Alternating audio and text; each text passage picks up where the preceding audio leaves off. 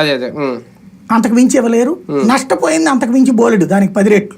అది ఇంకెవరు ఏం చేయలేదు కాబట్టి అది అయిపోయింది. కానీ అందరికీ అందలేదు అన్నటువంటి పాయింట్. ఇప్పుడు 10 రోజుల పాటు జనంలోనే ఉన్నాడు చంద్రబాబు నాయుడు, ఇది గొప్పగా చెప్తున్నారుగా. కలెక్టరేట్లోనే కూర్చున్నారన్నది.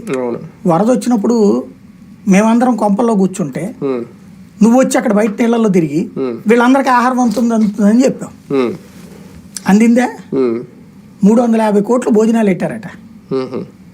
3వ రోజు దాకా కనీసం తిండి లోపలికి పోవాలి. అసలు 350 కోట్లు అంటే ఎంత మందికి పెట్టచ్చు, ఎన్ని రోజులు పెట్టచ్చు, ఎలాంటి భోజనం పెట్టచ్చు?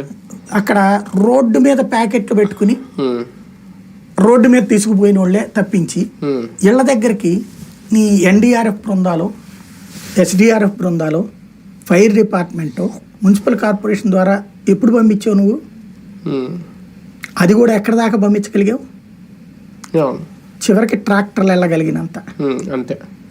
అది కూడా 3వ రోజుకో 4వ రోజుకో 5వ రోజుకో.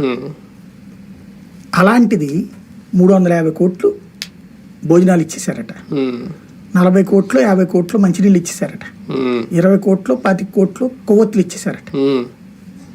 అన్ని కొవ్వొత్తులు ఎవరు సెలెక్ట్ చేసుకొచ్చారో, ఎవరు కలెక్ట్ చేసుకొచ్చారో, ఎవరికి ఇచ్చారో అంటే అందుకున్న వాళ్ళు ఓకే, అందుకోని వాళ్ళు ఎంతమంది అక్కడ. కానీ ప్రపంచం అంతా ఏం తెలిసింది? అద్భుతంగా చేసేసారు.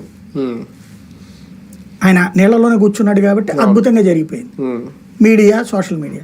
కానీ ఫైనల్గా అక్కడ ఏం జరిగింది? ఇప్పుడు మరి 10 రోజుల పాటు ఆ టైంలో కూర్చున్న చంద్రబాబు జనంలో ఇవాళ ఎందుకు కలెక్టర్ ఆఫీస్కి పోవట్లా? చివరికి మొన్న రివ్యూ కూడా సెక్రటేరియట్లో ఎందుకు కూర్చుని చేశారు దానికి?